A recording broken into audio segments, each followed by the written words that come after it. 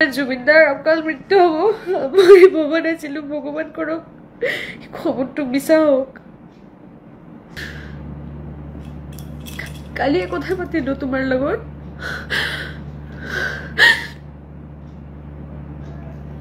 আৰু আজি তুমি নাই এটো কেনেকৈ বিশ্বাস কৰিম মই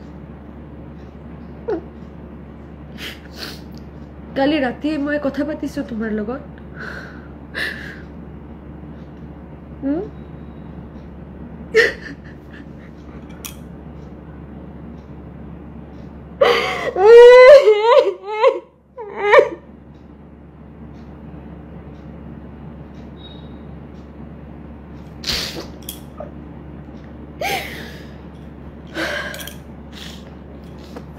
আজি ঘৰৰ কাম কৰি আছিলো লগতে মোৰ এজন ৰিলেটিভৰ লগত কথা পাতি আছিলো কথা পাতি থাকোতে বহুকেইটা ফোন আহিল মোৰ তাতে যি মানুহবিলাকে মোক ফোন নকৰে আৰু মই কোনোবাৰ ফোন উঠা নাই পিছে মোৰ বাউন্সাৰ এজনী ফোন কৰিলে ফোন কৰি ক'লে বা কি কৰি আছা মই ক'লো কাম কৰি আছো কোৱা মোক কৈ আছে জুবিনদাৰ খবৰটো পাইছানে মই চিঞৰি উঠিছো কি হৈছে জুবিনদা ছিংগাপুৰত গৈছে মই ক'লো হয়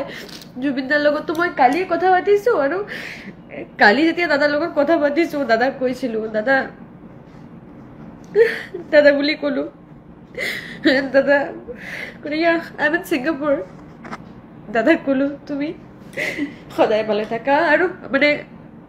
লাষ্ট কেইটা মেছেজ এনেকুৱা আছিল যে মোৰ এটা হেঁপাহ আছে কেতিয়াবা যাম তোমাৰ তাতে মাছ এটা বনাই খুৱাম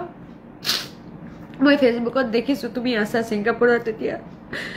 কালি মই কথা পাতিলো আৰু আজি তুমি নাই এটো কেনেকে বিশ্বাস কৰিম দাদা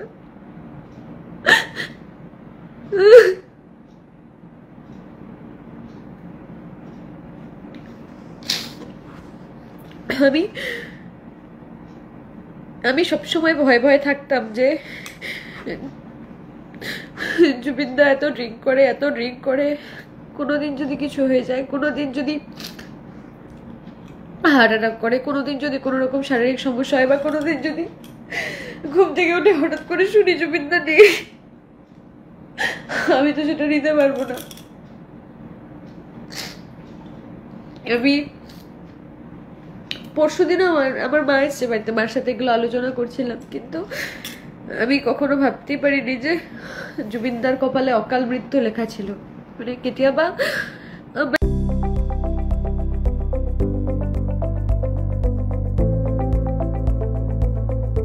NB নিউজ